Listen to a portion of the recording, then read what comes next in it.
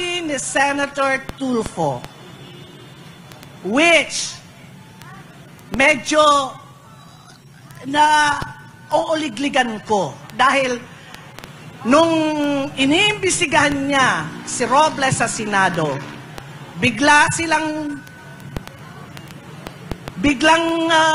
nawala.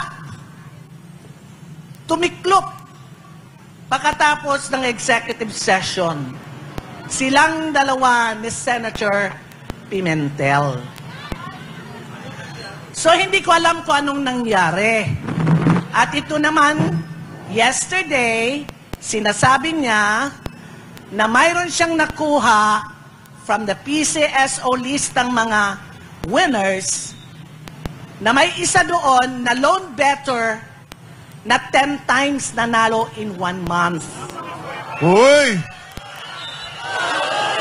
And another one is a loan better for 20 times winner in a month.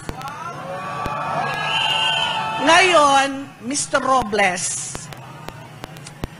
dahil hindi naman nyo hindi mo ako kayang bayaran, okay? Kaya hindi ako titiklop sa inyo. Kung ang Senado, to be specific, si Senator Raffy Tulfo ay napatiklop nyo after the executive session, hindi ko na yun alam. Pero ang Sandracam, hindi kita titigilan hanggat hindi ka bumaba dyan sa pwesto mo.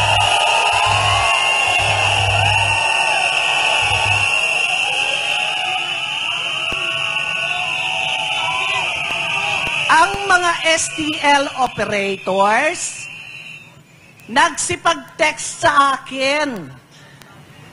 Yung mga sitting STL operator noon, bago pumasok ang Administrasyong Marcos, ay pinagtatanggal mo. Kaliwa, kanan, harap at likuran, pinagkukunan mo ng minimum 30 million bawat isa.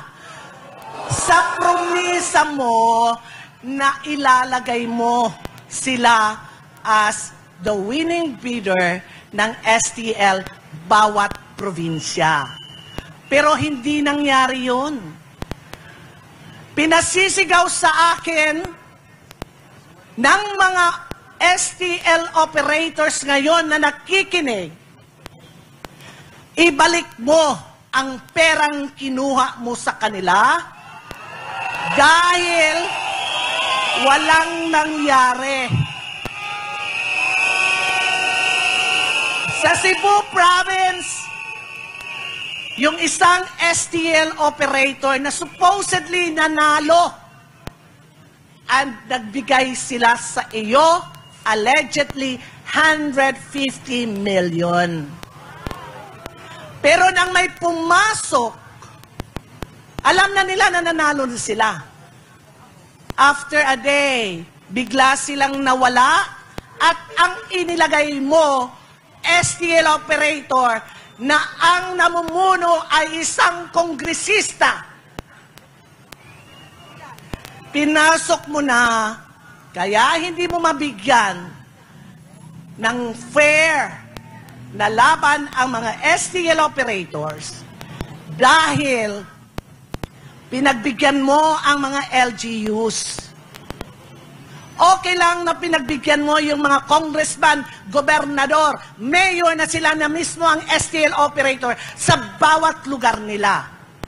So makikita mo na itong mga LGUs na to, sagupa din sa pera. Wala akong pakialam. Marami akong kaibigan dyan na alam ko na sila ang napagbigyan, mga LGUs ito. Pero pasensyahan tayo. Dahil itong laban ko ay para sa bayan, hindi para sa inyo. PCSO Bogus na Loto! PCSO Bogus na Loto! PCSO Bogus na Loto! PCSO Bogus na Loto! Ngayon, ang sabi ng mga STL operators, sasabayan ako nila.